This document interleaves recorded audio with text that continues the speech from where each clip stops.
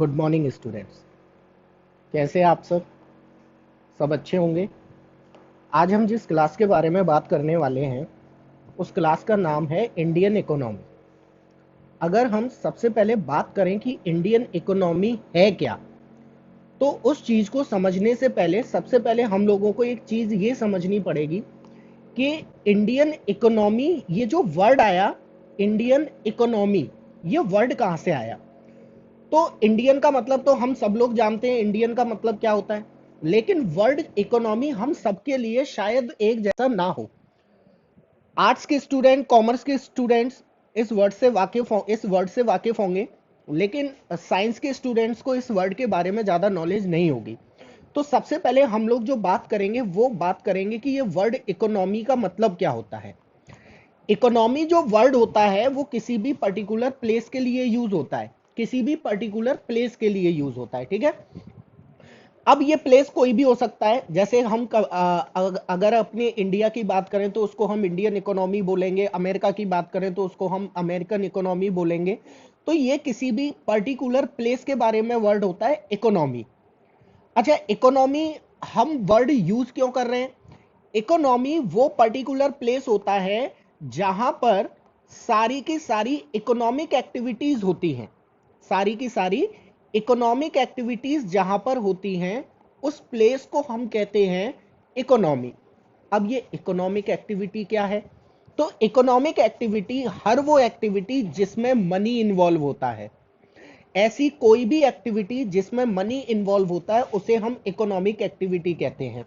For example जैसे हम कह सकते हैं प्रोडक्शन एक इकोनॉमिक एक्टिविटी है, कंजप्शन एक इकोनॉमिक एक्टिविटी है, इन्वेस्टमेंट एक इकोनॉमिक एक्टिविटी है।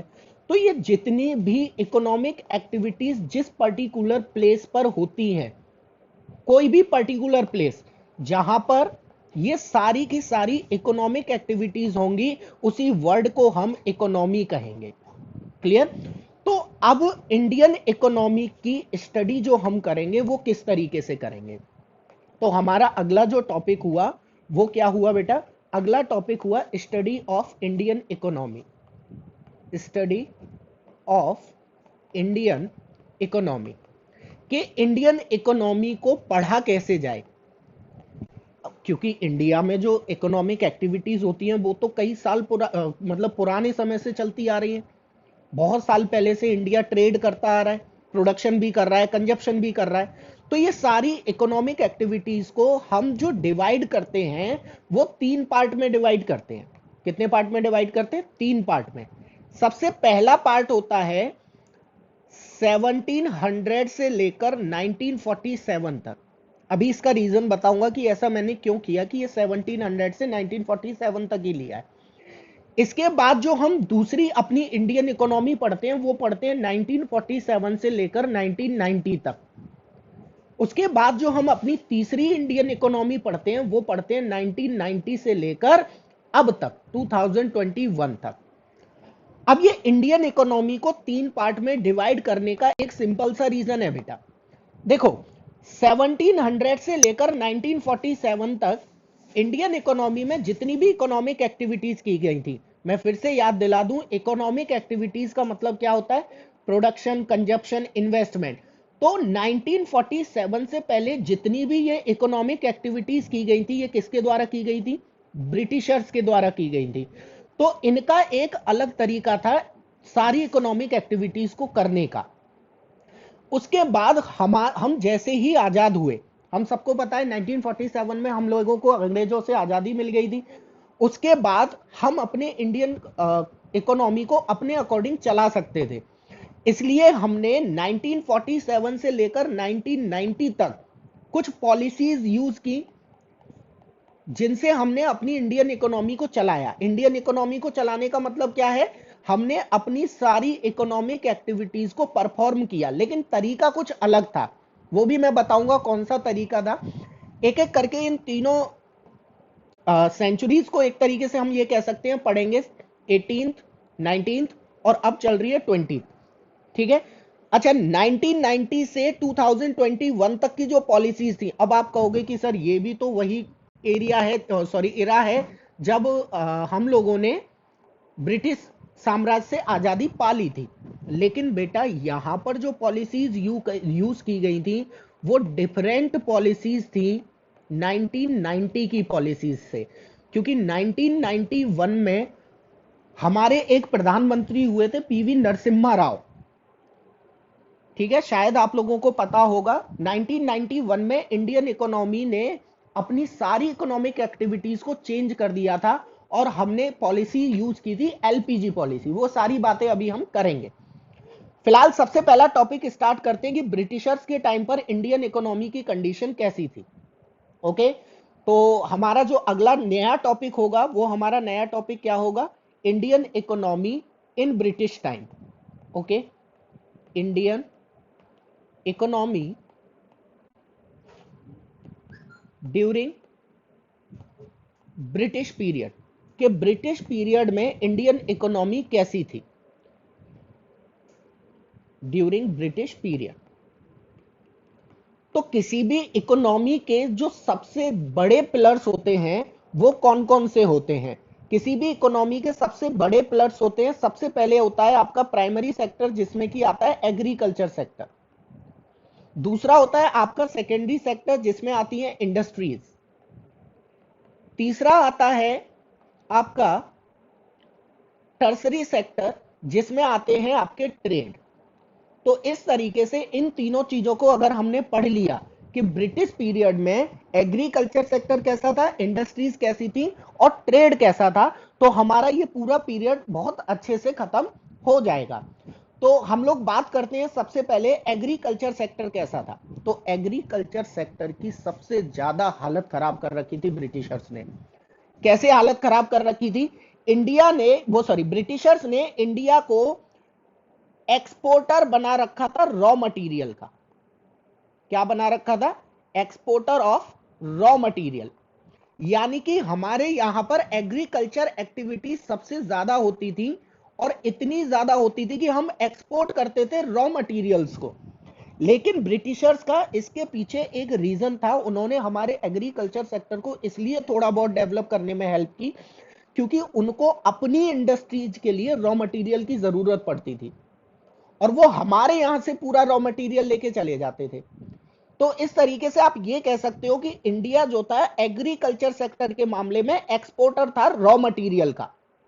अब कैसे था देखो, और थोड़ा सा समझाता हूं मैं एग्रीकल्चर सेक्टर के बारे में, समझिएगा जरा ध्यान से। देखो, एग्रीकल्चर सेक्टर की अगर मैं बात करूं तो सबसे पहला पॉइंट मैं आप लोगों को बता चुका हूं। सबसे पहला पॉइंट मैंने आप लोगों को क्या बताया कि इंडिया जो था वो नेट एक्सपोर्टर था रॉ मटेरियल का, net exporter of raw material.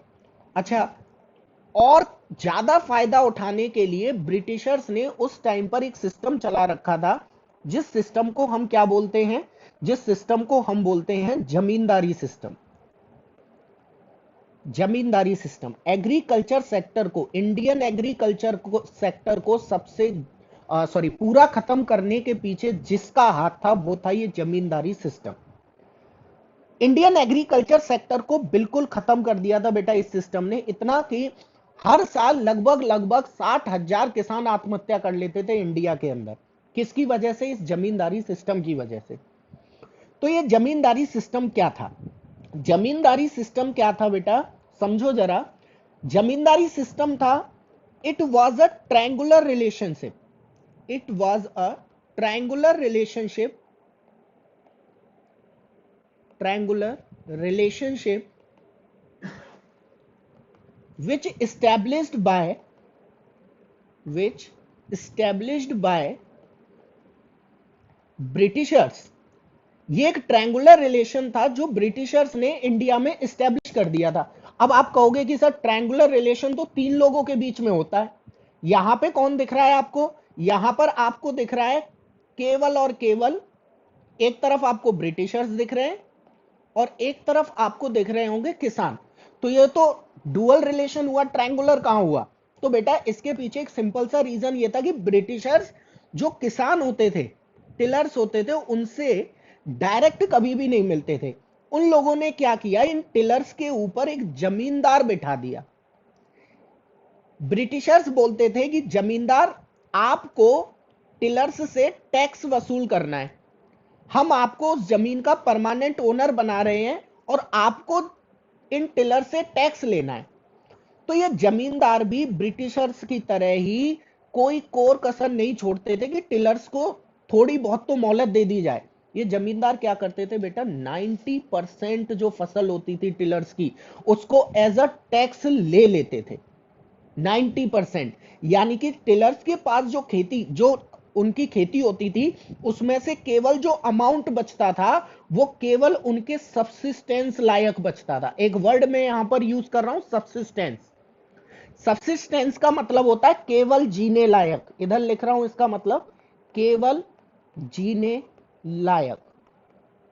यही रीजन होता था कि टिलर ने खेती की पूरे 100 रुपए की, मान लो टिलर जो था उसने अपने खेत में पूरी खेती जो की वो की 100 रुपए की, 100 रुपए की खेती की, उसमें से 90 रुपए जो थे जमींदार ने एज अ टैक्स ले लिए, बचे कितने, 10 रुपए। अब उस 10 रुपए में वो पूरे साल अपने घर को चलाए या अगली साल जो फसल आने वाली है उस फसल में इन्वेस्ट करे। इस चक्कर में उन टिलर्स को क्या हो जाता था, जमींदार से क्या लेना पड़ता था, लोन लेना पड़ता था जमींदार से। भाई 10 रुपए में तो उन्होंने अपना पूरा घर परिवार चला लिया, अब बचा क्या, कुछ नहीं बचा। अगली साल फसल करने के लिए वो क्या लेते थे, जमींदारों से लोन ले लेते थे। इस चक्कर में वो उस लोन को कभी चुका नहीं पाते थे, तो या तो किसान आत्महत्या कर लेता था या फिर वो क्या हो जाता था, अपनी ही जमीन पर एज अ रेंट, अपनी ही जमीन पर एक रेंट होल्डर की तरह काम करने के लिए मजबूर हो जाता था। तो ये कौन सा सिस्टम था, ये जमींदारी सिस्टम था, जो एग्रीकल्चर सेक्टर को बिल्कुल खत्म करने के लिए सबसे मेन रीजन माना जाता है। ठीक है, तो अभी काफी इसमें है आगे। चलिए थर्ड पॉइंट की अगर मैं बात करूं, एग्रीकल्चर सेक्टर को खत्म करने के पीछे थर्ड पॉइंट था बेटा, जिसको हम बोलते हैं फोर्स्ड कॉमर्शियलाइजेशन ऑफ एग्रीकल्चर। क्या लिख रहा हूं मैं, forced commercialisation, commercialisation of agriculture. अब तुम कहोगे ये फोर्स्ड का मतलब तो समझ में आ रहा है जबरदस्ती, लेकिन ये कॉमर्शियलाइजेशन का मतलब क्या है। तो इसको समझने से पहले मैं आपको बताऊं, जब भी किसी खेत में खेती होती है तो वो दो तरीके की खेती होती है। एक फसल होती है सेल्फ कंजप्शन के लिए, जैसे सेल्फ कंजप्शन की फसल कौन कौन सी होती है बेटा, सेल्फ कंजप्शन की फसल में आप ले सकते हो जैसे हम कहें वीट, सेल्फ कंजप्शन की फसल है। बाजरा सेल्फ कंजप्शन की फसल है, मतलब जो किसान अपने कंजप्शन के लिए उगाता है उसको हम कहते हैं नॉर्मल खेती। लेकिन ये कॉमर्शियलाइजेशन खेती कौन सी होती है ये वो खेती होती है जो किसान अपने घर के लिए नहीं उगाता है, बल्कि इसलिए उगाता है ताकि वो उसे मार्केट में बेच सके। फॉर एग्जाम्पल जैसे कॉटन, जैसे जूट, जैसे टी, ये सब होती है कॉमर्शियलाइज्ड खेती। समझ रहे हो ना। तो ब्रिटिशर्स ने, अब हमारे यहां तो किसान क्या करता था, सिंपल किसान था, इतनी ज्यादा डिमांड नहीं थी, इतनी ज्यादा नीड नहीं होती थी उसकी, तो वो गेहूं उगाता था, पूरी साल खाता था और मजे से सोता था। लेकिन ब्रिटिशर्स को अपनी इंडस्ट्रीज के लिए, समझना ध्यान से, सबसे ज्यादा टेक्सटाइल इंडस्ट्रीज कहां पे थी, ब्रिटेन में। ब्रिटेन में टेक्सटाइल इंडस्ट्रीज को डेवलप करने के लिए उनको चाहिए होती थी इंडिगो। आपने 12th चैप्टर में एक चैप्टर पढ़ा होगा, द इंडिगो, इंग्लिश में पढ़ा है। गांधी जी जाते हैं, गांधी जी जाते हैं डॉक्टर राजेंद्र प्रसाद से मिलते हैं, है ना। तो वो एक चैप्टर था, बहुत है, इसको कट कर लेना फिर बाद वाले।